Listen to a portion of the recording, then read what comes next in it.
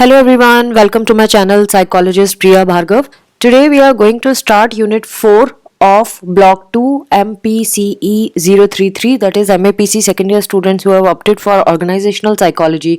This video is for you guys. As usual, we are going to divide this unit into two parts. Part 1 will cover the pink highlighted portion and part 2 will cover the blue highlighted portion. In part 1, we are going to understand about organizational change and a normative re-educative strategy for change. This is again the topic of the unit, a normative re-educative strategy for change. I have decided to cover remaining sections in the second part, all because they are connected, like 4.3 and 4.4 are connected. Resistance to change and strategies to overcome resistance to change. That is why I have decided to cover this in second part and remaining part in the first. So let us start with today's topic. सबसे पहली चीज़ आती है organisational change. Organisational change होता क्या है? उसको समझने से पहले ज़रूरी है हम ये समझें कि चेंज का क्या मतलब होता है. तो चेंज हमारे एनवायरनमेंट में हो रहा है, ऑर्गेनाइजेशन के एनवायरनमेंट में भी हो रहा होता है.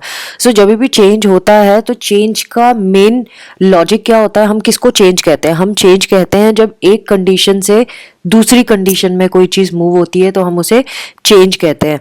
और ये बहुत सारे फैक्टर्स की वजह से हो सकता है. एक्सटर्नल फैक्टर भी होते हैं और इंटरनल फैक्टर्स भी होते हैं जब भी कोई चेंज होता है. जैसे कि एक्सटर्नल फैक्टर्स का एग्जांपल ले लो, इकोलॉजिकल चेंज. इकोलॉजिकल चेंज मतलब जो एनवायरनमेंट में चेंज आ रहा है, इकोलॉजी में चेंज आ रहा है.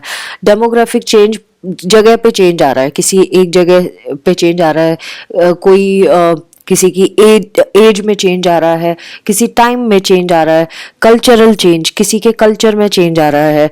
तो वो सारे एक्सटर्नल फैक्टर्स हो गए. कोई कंपनी नई जगह पे खुली है जहाँ पे कल्चर ही अलग है, वो कल्चरल चेंज माना जाएगा. नाउ इंटरनल एस्पेक्ट भी होते हैं इसके. इंटरनल चेंज में हम देखेंगे ये वो चेंज है जैसे कि पॉलिसी और अंदर के अंदर ऑर्गेनाइजेशन के अंदर जो चीज़ चेंज हो रही है, जैसे कि पॉलिसी में चेंज कर लिया, स्ट्रक्चर चेंज कर लिया, उसकी टेक्नोलॉजी में चेंज कर दिया. ये इंटरनल के एग्जाम्पल हो गए. जब और जो एक्सटर्नल फैक्टर्स जैसे हमने बोला, ecological change, demographic change, cultural change, उससे क्या इम्पैक्ट पड़ता है ऑर्गेनाइजेशन पे? ऑर्गेनाइजेशन की पॉलिटिक्स पे इम्पैक्ट पड़ता है, उसकी इकोनॉमिक कंडीशन पे इम्पैक्ट पड़ सकता है, क्योंकि नए कल्चर में शिफ्ट हो गए. सपोज वो प्रोडक्ट जो बनाए हैं वो वहाँ पे चलता ही नहीं है तो लॉस हुआ ना, वो कोई खरीदेगा ही नहीं. टेक्नोलॉजिकल एस्पेक्ट पे चेंज आ सकता है. हो सकता है जहाँ पे शुरू किया काम वहाँ पे टेक्नोलॉजी सही काम नहीं करती, या बहुत एडवांस्ड है जहाँ पे स्किल्ड नहीं है हमारे ऑर्गेनाइजेशन के एम्प्लॉयज़. जब भी ये चेंजेस आते हैं तो सरवाइव करने के लिए, अपने आप को प्रॉस्पर करने के लिए इन सिचुएशंस में अडेप्ट करना बहुत ज़रूरी है ऑर्गेनाइजेशन को. पहले तो आइडेंटिफाई करना पड़ेगा वो कौन से फोर्सेस हैं जिनकी वजह से चेंज आ रहा है, और फिर उसमें अडेप्ट करना सीखना पड़ेगा उन फोर्सेस में. ऑर्गेनाइजेशनल चेंज एक कॉम्प्लेक्स प्रोसेस है अगेन, और जब भी ये होता है तो इसमें बहुत सारी चीज़ें लगती हैं, जैसे कि technological, historical, behavioural, social, economic, demographic, political, ये सारे फोर्सेस का भी इंटरेक्शन होता है आपस में. नाउ चेंज दो तरह के हो सकते हैं, प्लान्ड और अनप्लान्ड. इसमें इन्होंने जहाँ गलती की है, जो अनप्लान्ड चेंज होता है वो स्पॉन्टेनियस होता है, अचानक से आ जाता है, क्यों हमें पता नहीं चलता और वो हो जाता है. इन्होंने अनप्लान्ड, जो स्पॉन्टेनियस चेंज है उसको इन्होंने प्लान्ड बोल दिया, जो गलत है. इसको अनप्लान्ड लिखना था. और जो प्लान्ड चेंज होता है वो इंटेंशनल होता है. प्लान्ड नाम से पता चल रहा है इंटेंशनल होगा, और ये मैनेजमेंट ही प्लान करता है जब प्लान्ड चेंज आता है. इसको थोड़ा आप रेक्टिफाई कर लेना यहाँ पे.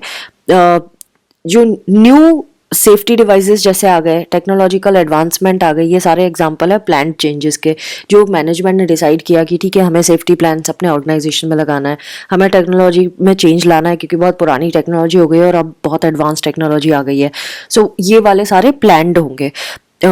अब अनप्लान्ड चेंजेस क्या हो गए, जैसे कि हाई टर्नओवर, एम्प्लॉयज़ ने जॉब छोड़ना शुरू कर दिया जल्दी जल्दी, एब्सेंट होने लगे ज़्यादा, तो ये तो अनप्लान्ड है, स्पॉन्टेनियस हुआ. Then communication, decision making breakdown हो गया, सही से कम्युनिकेट नहीं कर पा रहे हैं इंफॉर्मेशन, या कोई टेक्नोलॉजिकल ब्रेकडाउन हो गया, डिसीजंस नहीं ले पा रही है कंपनी, तो ये अनप्लान्ड चेंजेस माने जाते हैं.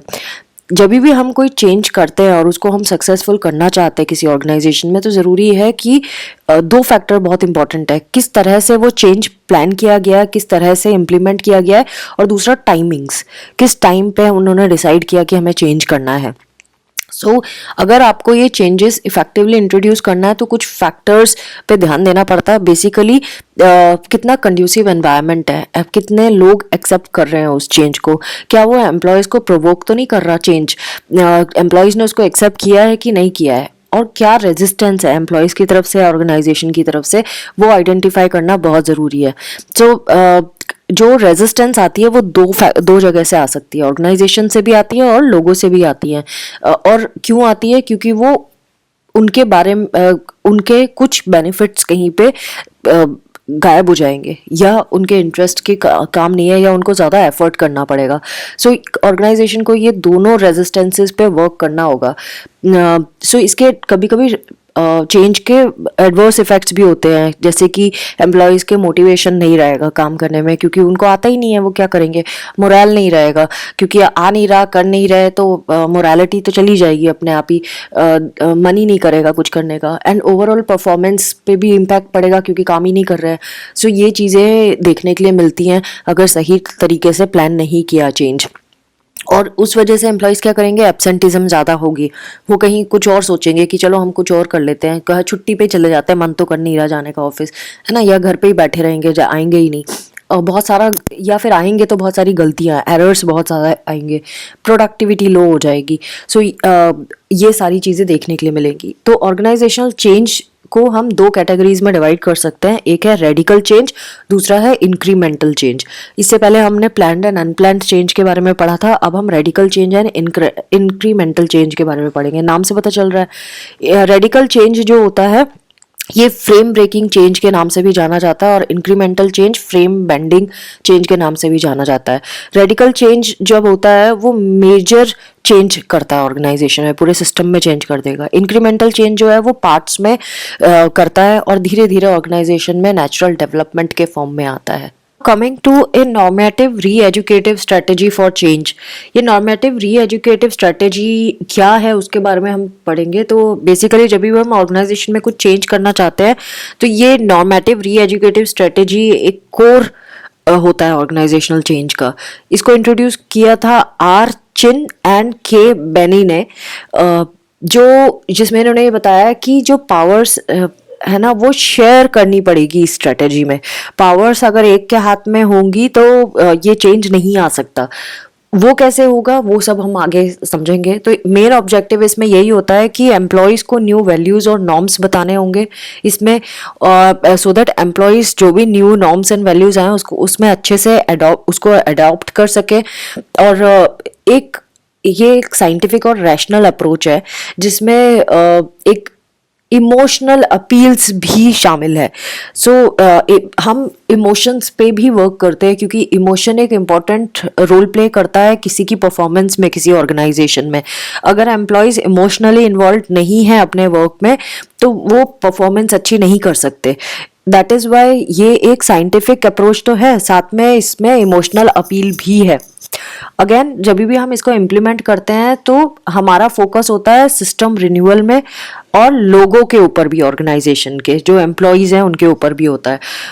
एजुकेटिव स्ट्रैटेजी हम लगाते हैं इस पूरे, जब ये स्ट्रैटेजी इम्प्लीमेंट करते हैं जिसमें हम लर्निंग एंड एक्सपीरियंसिंग के फैक्टर्स पे वर्क करते हैं। ये एजुकेटिव स्ट्रैटेजी है क्योंकि पहले इंसान कुछ काम कर रहा है, उससे वो एक्सपीरियंस ले रहा है और उससे वो सीख रहा है। इस तरह की स्ट्रैटेजी है ये, जिसमें हम प्रमोट करते हैं कि रियल प्रॉब्लम्स को वो एम्प्लॉयज़ फेस करें एंड देन अपनी स्ट्रैटेजी को उसके अकॉर्डिंगली प्लान करें।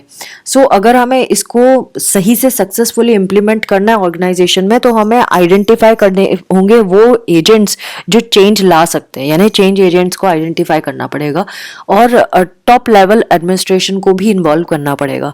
स्ट्रेटजी में बेसिकली जो बिलीफ होता है वो ये होता है कि जो लोग वहाँ पे काम कर रहे हैं उनका वो सोशल क्रिएचर्स हैं, और उनका एक कल्चरल नॉर्म्स होते हैं जो उस ग्रुप की आइडेंटिटी को डिफाइन करते हैं। मतलब अगेन जो एम्प्लॉयज़ है वो एक ग्रुप बना के काम कर रहे हैं, एक पर्टिकुलर डिपार्टमेंट में एक ग्रुप है, दूसरे डिपार्टमेंट में दूसरा ग्रुप है, तो वो उनका एक कल्चर बन गया होता है उस पर्टिकुलर ग्रुप का या पूरे ऑर्गेनाइजेशन का। वो कल्चरल नॉर्म्स सेट हो गए होते हैं।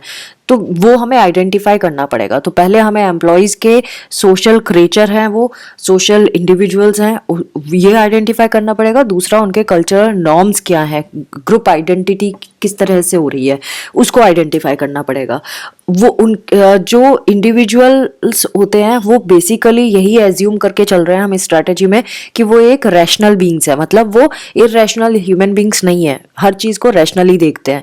लेकिन फिर भी सोशियो कल्चरल इन्फ्लुएंस ऑर्गेनाइजेशन में होता ही होता है, मतलब दोनों चीज़ों से हमें दोनों एस्पेक्ट को कंसीडर करना पड़ेगा। Number one, individuals rational beings हैं। दूसरा, सोशियो कल्चरल इन्फ्लुएंसेस क्या क्या हैं जो ऑर्गेनाइजेशन पे इम्पैक्ट डालते हैं, उस पर भी वर्क करना पड़ेगा। इस अप्रोच के अकॉर्डिंगली चेंज तभी आता है जब एम्प्लॉयज़ को हम इन्वॉल्व करते हैं, सो दैट वो चेंज हम ला सके। जो पुराने नॉर्मेटिव ओरिएंटेशन से थे उसको रिप्लेस करके नए ओरिएंटेशन को ला सके ऑर्गेनाइजेशन में, क्योंकि सबसे ज़्यादा जो इम्पैक्ट पड़ता है इन चेंजेस का वो एम्प्लॉयज़ की वर्क क्वालिटी पे ही पड़ता है। तो जब भी हम चेंज ला रहे हैं इस अप्रोच में, ये सिर्फ नॉलेज, इंफॉर्मेशन या इंटेलेक्चुअल रैशनल पे नहीं होता है, इसमें हम एटीट्यूड्स, वैल्यूज़, स्किल्स और रिलेशनशिप्स पे भी फोकस करते हैं। तो देखो कितने सारे चेंजेस हैं जो हमें लाने पड़ेंगे अगर हम एक नॉर्मेटिव चेंज लाना चाहते हैं ऑर्गेनाइजेशन में। नॉलेज, इंफॉर्मेशन, इंटेलेक्चुअल तो है ही, यानी जो बेस होता है किसी कंपनी का वो तो है ही। साथ में जो पर्सनल चीज़ें हैं, एटीट्यूड, वैल्यूज, स्किल्स, रिलेशनशिप्स, इसके ऊपर भी वर्क करना पड़ेगा। तो फोकस जो होगा वो ग्रुप नॉर्म्स पे होगा, पर्सनल वैल्यूज पे होगा, कॉमन गोल्स पे होगा। और अगर हम कंपेयर करें कि किस तरह से हम इसको करते हैं, तो आप देखो, क्योंकि ये नॉर्मेटिव चेंज है और सारे लोगों को इन्वॉल्व किया जा रहा है, सो ऑफ कोर्स ये अथॉरिटेरियन या कोअर्शन वाले ऑर्गेनाइजेशन में इस तरह के चेंज हम नहीं ला पाएंगे। हमें उन्हीं ऑर्गेनाइजेशंस में लाना पड़ेगा जहाँ पे ये चेंज उन्हीं ऑर्गेनाइजेशन में आएगा जहाँ पे एम्प्लॉयज़ को फुल फ्रीडम है कोऑपरेट करने का, अपने पॉइंट ऑफ व्यू रखने का। सो इस अप्रोच को यूटिलाइज तभी हम कर सकते हैं जब चेंज ऑर्गेनाइजेशन कल्चर में आए और पूरा सपोर्ट मिले, लोगों का, एम्प्लॉयज़ का सपोर्ट मिले। Social forces and group dynamics हमें चेक करना पड़ेगा कि किस तरह के हैं वहाँ पे। अगेन, चेंज को हम सक्सेसफुली तभी इम्प्लीमेंट कर पाएंगे जब एग्जिस्टिंग स्ट्रक्चर्स, एटीट्यूड्स, वैल्यूज और नॉर्म्स जो हैं ऑर्गेनाइजेशन की, उस पे हम उसको हम आइडेंटिफाई कर सकें। एक कोलैबोरेटिव वर्क एनवायरनमेंट बनाना पड़ेगा। हमें प्रॉब्लम्स आइडेंटिफाई करना पड़ेगा, फिर उसकी क्या सॉल्यूशंस है उसको भी आइडेंटिफाई करना पड़ेगा। प्रॉब्लम सॉल्विंग कैपेसिटीज़ कैसी हैं, मैकेनिज्म कौन सा यूज़ करते हैं प्रॉब्लम सॉल्विंग में, और न्यू एटीट्यूड्स, वैल्यूज़ और स्किल्स और नॉर्म्स जो हैं वो एम्प्लॉयज़ में हम किस तरह से डेवलप कर सकते हैं, उसके ऊपर भी वर्क करना पड़ेगा। ऑर्गेनाइजेशन चेंज को प्रमोट करने के लिए हमें ज़रूरी है कि हम एम्प्लॉयज़ का पार्टिसिपेशन करवाएं और एम्प्लॉयज़ पार्टिसिपेट करें, उन वो एम्पावर्ड फील करें जब भी वो पार्टिसिपेट कर रहे हैं। टीम वर्क को भी प्रमोट किया जा सकता है। जो मैनेजर्स और सुपीरियर्स होते हैं उनको एक साथ मिलके, एम्प्लॉयज़ के साथ मिलके वर्क करना होगा, सो दैट टीम वर्क पे काम किया जा सके। देन जो रिजल्ट्स होते हैं इसमें, वो ऑप्टिमल डेवलपमेंट होगा जो भी हमें मिलेगा। And then creativity and experience जो एम्प्लॉयज़ के हैं वो भी बहुत इंपॉर्टेंट है, तो उनको भी हम यूटिलाइज करेंगे जब हम चेंज की बात करेंगे। 3 मेन एलिमेंट्स के बारे में बात किया है इस स्ट्रेटेजी में: एटीट्यूड, बिलीव्स एंड वैल्यूज़। जो एटीट्यूड होता है वो इंसान का फीलिंग्स या बिलीफ होता है जो डिटरमाइन करता है कि एम्प्लॉय किस तरह से परसीव करेगा अपने एनवायरनमेंट को और किस तरह से बिहेव करेगा। तो हमारा एटीट्यूड एक ही सिचुएशन में अलग अलग होता है। तो बेसिकली उसका वो एटीट्यूड कैसे बना, क्योंकि उसका जिस तरह का इंटरेक्शन एनवायरनमेंट में था पहले, उसी तरह से उसने सीखा है कि इस एनवायरनमेंट में कैसे बिहेव करना है। तो ये जो एटीट्यूड है ये बहुत इंपॉर्टेंट है एम्प्लॉय का। और एम्प्लॉय जब अपनी फीलिंग्स ऑर्गेनाइजेशन के लिए जिस तरह की रखेगा उस तरह का ही उसका परफॉर्मेंस रहेगा। सो किस तरह का एटीट्यूड वो कैरी कर रहा है वो बहुत इंपॉर्टेंट है। वो रिफ्लेक्ट करेगा उसकी अंडरलाइंग प्रॉब्लम्स क्या क्या हैं। अगर एम्प्लॉय का पॉजिटिव एटीट्यूड है तो मतलब उसमें उसको कोई प्रॉब्लम नहीं है ऑर्गेनाइजेशन से। अगर नेगेटिव है तो ऑफ कोर्स वो उसको प्रॉब्लम है, चेंज से प्रॉब्लम है। डेवलपमेंट अगर हम करना चाहते हैं ऑर्गेनाइजेशन में तो एक मेजर प्रॉब्लम की तरह आ सकता है एटीट्यूड। तो पॉजिटिव एटीट्यूड जब भी होगा वो ओवरऑल फंक्शनिंग को एनहांस करेगा। अगर उसमें इनसिक्योरिटीज है चेंज को लेकर, सो अगेन वो नेगेटिव एटीट्यूड क्रिएट करेगा चेंज को लेकर। इनसिक्योरिटीज़ को हमें आइडेंटिफाई करना पड़ेगा। सो मैनेजमेंट का ये काम होता है कि वो नेगेटिव एटीट्यूड को चेक करे और उससे डील करे। नॉर्मेटिव री एजुकेशन स्ट्रेटेजी में ये एम्प्लॉय एटीट्यूड पे फोकस किया जा सकता है करते हैं क्योंकि इसका लॉन्ग टर्म इम्पैक्ट होता है ऑर्गेनाइजेशन पे। नाउ बिलीव्स, हमने यहाँ पे 3 एलिमेंट्स पढ़े थे, एटीट्यूड्स, बिलीव्स एंड वैल्यूज। तो अब हम बिलीव्स को समझेंगे। बिलीव्स क्या होता है? जो इंसान का एक्सपीरियंस होता है, जो उसने परसीव किया होता है, उसने जो कम्युनिकेशन की होती है, उसकी जो रीजनिंग होती है, वो सारा बिलीव क्रिएट करता है। इंसान किस तरह से अपने बिलीव को रखता है। जो चेंज प्रोसेस जब भी आता है, कहीं पे भी ऑर्गेनाइजेशन में चेंज आ रहा है या पर्सनल लाइफ में चेंज आ रहा है, तो चेंज अफेक्ट करता है इंसान के बिलीव को। उसके ऊपर ऑर्गेनाइजेशन को वर्क करना पड़ेगा, देखना पड़ेगा कि कोई एम्प्लॉय किस तरह का बिलीफ सिस्टम कैरी करता है। Third element was values. So values again individual की एक अंडरस्टैंडिंग होती है किसी चीज़ का राइट और रॉन्ग डिसाइड करने का। राइट, किसी के लिए कोई चीज़ राइट है तो हो सकता है वही सेम चीज़ दूसरे के लिए रॉन्ग हो, तो that is values. So individual की अपनी अंडरस्टैंडिंग होती है कि क्या सही है, क्या गलत है, क्या गुड है, क्या बैड है, क्या प्रेफरेबल है और क्या प्रेफरेबल नहीं है ना। सो वो वैल्यूज हमारी बनाता है। तो वैल्यूज अर्ली लाइफ में ही हमारी डेवलप होने लग जाती है। जब से हम ये एक्सपीरियंस चीज़ें समझना शुरू कर देते हैं तब से हमारी वैल्यूज डेवलप हो जाती है। और ये हमारे बिहेवियर पे भी इम्पैक्ट करती है। हमारी वैल्यूज, हम किस तरह से बिहेव करते हैं किसी सिचुएशन में। तो वैल्यूज हमारा मोटिवेशनल लेवल भी डिफाइन करती है, बिहेवियर, एटीट्यूड, ये सारी चीज़ें डिफाइन करती है। तो अगर हमें किसी भी चेंज को करना है, लाना है ऑर्गेनाइजेशन में, तो हमें ये एम्प्लॉयज़ की वैल्यूज़ को आइडेंटिफाई करना पड़ेगा। नाउ स्ट्रैटेजीज जब भी हम इम्प्लीमेंट करते हैं, चाहे ये नॉर्मेटिव स्ट्रैटेजी है या कोई और स्ट्रैटेजी है, टाइम कंज्यूमिंग होती है। और स्पेसिफिकली क्योंकि हम इस स्ट्रैटेजी के बारे में बात कर रहे हैं, सो इस स्ट्रैटेजी में हम ये नोटिस करेंगे कि ये टाइम कंज्यूमिंग है। क्यों टाइम कंज्यूमिंग है? क्योंकि इसमें बहुत सारे फैक्टर्स इन्वॉल्व हैं। लेकिन जब भी अगर हमने इम्प्लीमेंट कर दिया इसको ऑर्गेनाइजेशन में, तो ये लॉन्ग लास्टिंग होती है, बहुत लंबे टाइम तक चलती है और बहुत सारे इंटरनलाइज चेंज भी करती है। अगेन हमने ये भी नोटिस किया है, जब हम ये स्ट्रैटेजी को इम्प्लीमेंट करते हैं तो मैनेजर्स हेसिटेंट होते हैं। मैनेजर्स के हेसिटेशन की क्या रीज़न होते हैं?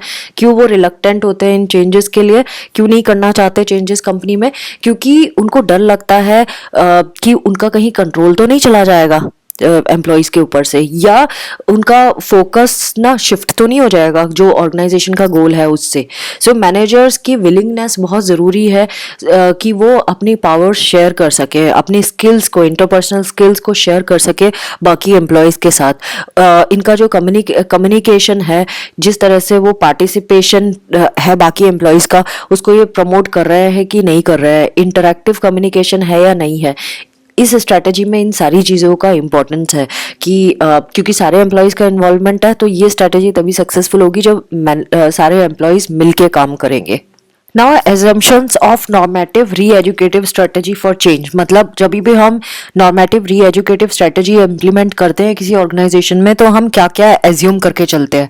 पहला हमारा एजम्पशन होता है जो एम्प्लॉयज़ है वो इन्वॉल्व होंगे सारे प्रोसेस ऑफ चेंज में। मतलब जितना भी हम चेंज कर रहे हैं ऑर्गेनाइजेशन में, सब में एम्प्लॉयज़ का इन्वॉल्वमेंट होगा।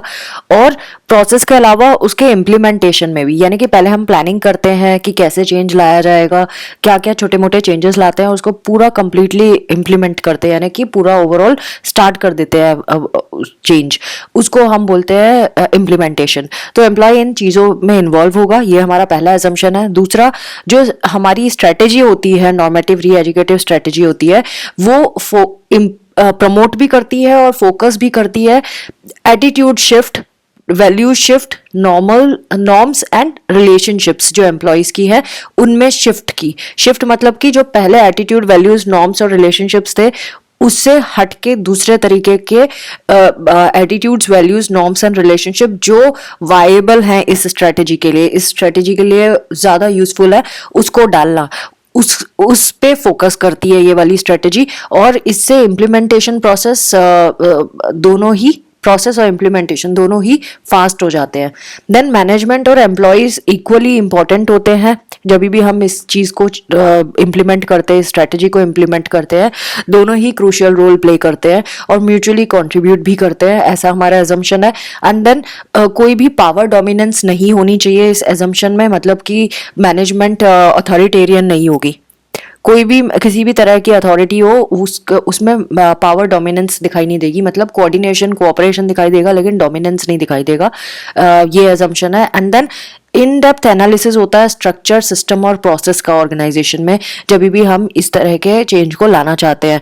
इससे इम्प्लीमेंटेशन जो है वो अभी के लिए तो आसान हो ही जाता है, इजी हो जाता है। फ्यूचर में भी कोई चेंज लाना है तो वो भी स्मूथली कैरिड आउट हो सकता है।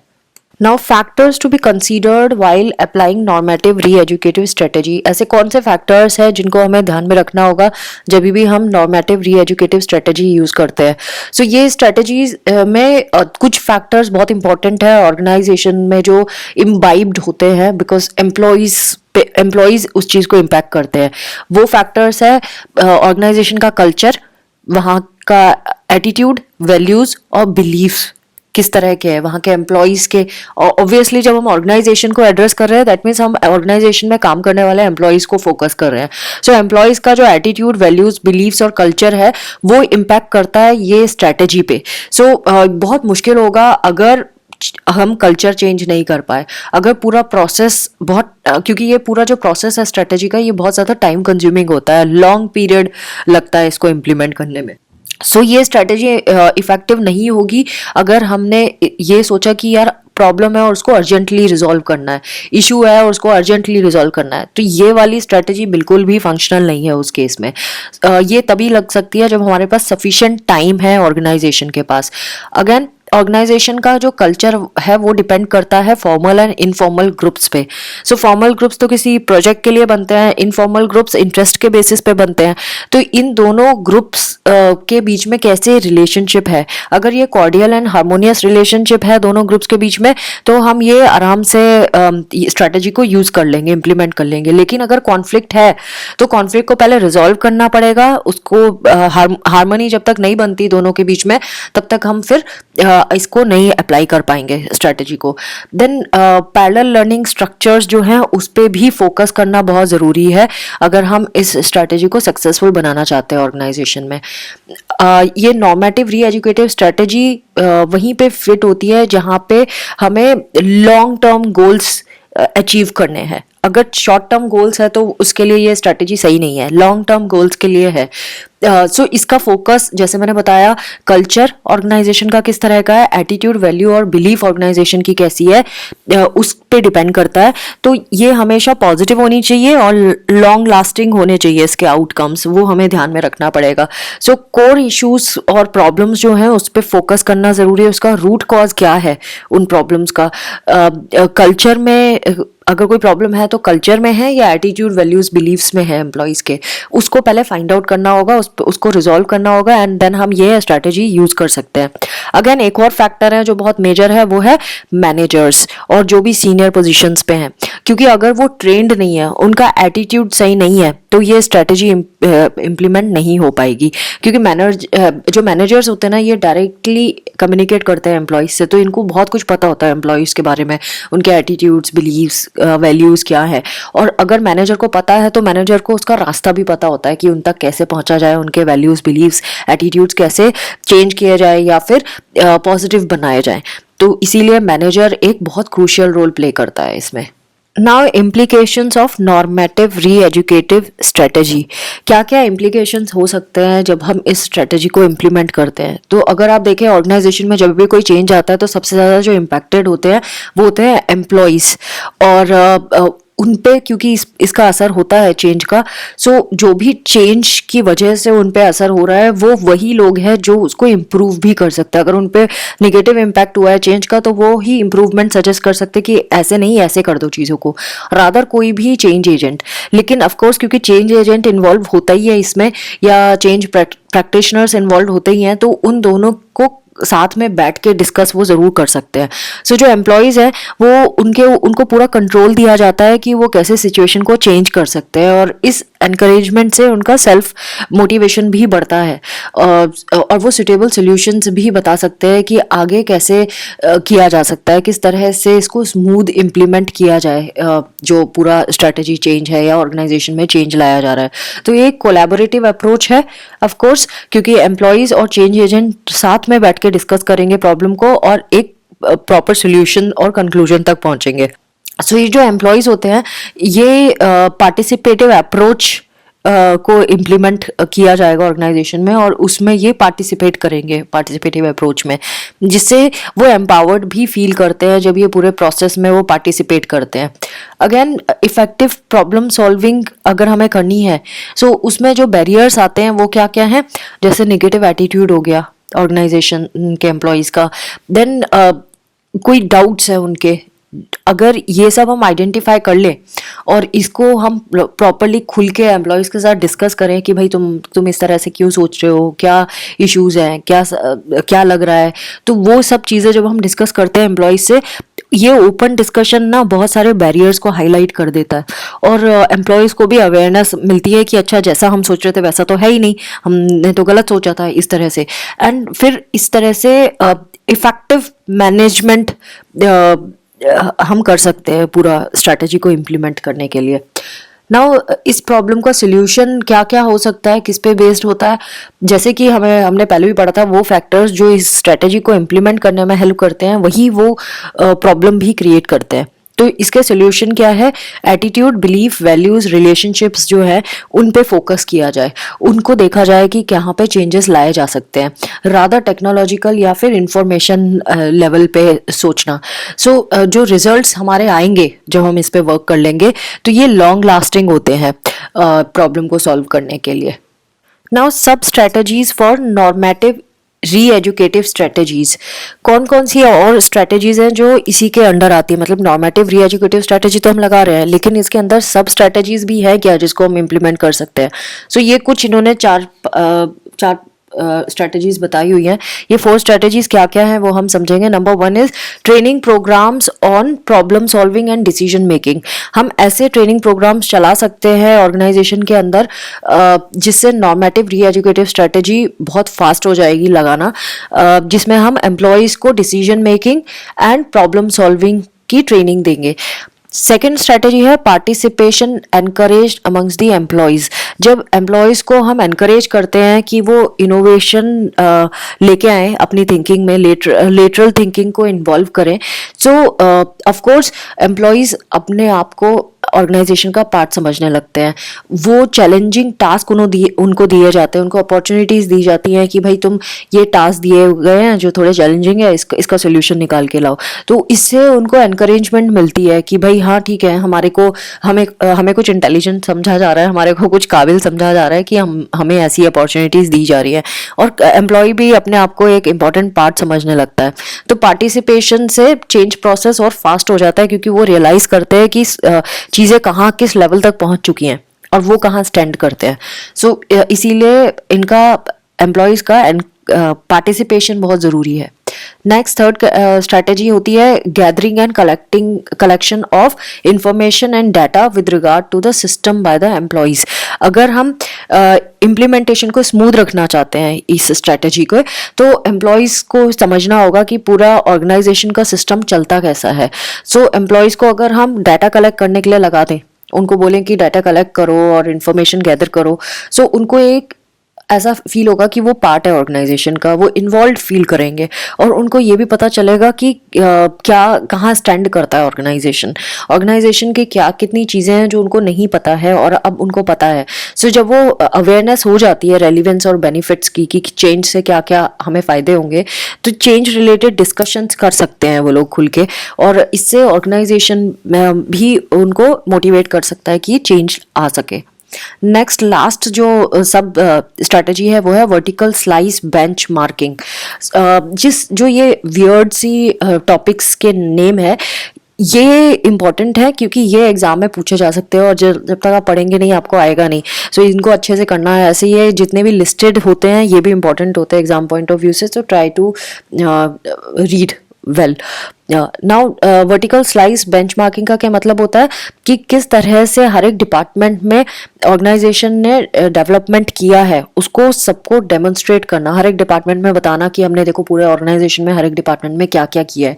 सो ये एम्प्लॉयज को समझने में हेल्प मिलती है कि ऑर्गेनाइजेशन का स्टैंडर्ड क्या है, परफॉर्मेंस स्टैंडर्ड क्या है, उसकी अचीवमेंट किस लेवल पे पहुंच गई है ऑर्गेनाइजेशन की. सो जब एम्प्लॉय इस बात के लिए अवेयर होगा कि भाई ऑर्गेनाइजेशन कहाँ से कहाँ पहुंच चुका है तो वो ऑब्वियसली चेंज को सपोर्ट करेगा क्योंकि वो भी यही चाहता है कि वो एक हाई फाई ऑर्गेनाइजेशन में वर्क करे. सो ये कुछ स्ट्रेटजीज थी. तो friends this was all about part 1 of unit 4 block 2 MPCE 033. I hope आपको ये वीडियो बेनिफिशियल लगेगा एंड सेल्फ स्टडी ज़रूर करें, वो मस्ट है. ये सिर्फ ओवरव्यू है जो आपको रिवीजन में काम आएगा और एक शुरुआत करने में काम आएगा. तो दोनों केसेस में ये हेल्पफुल है. बट अगर सेल्फ रीडिंग करेंगे तो आपको क्वालिटी मिलेगी अपनी एजुकेशन में. I would like to request you to please subscribe to my channel, share my videos with the rest of the students and do press the notification bell. Thanks for watching. Take care of yourself. Bye bye.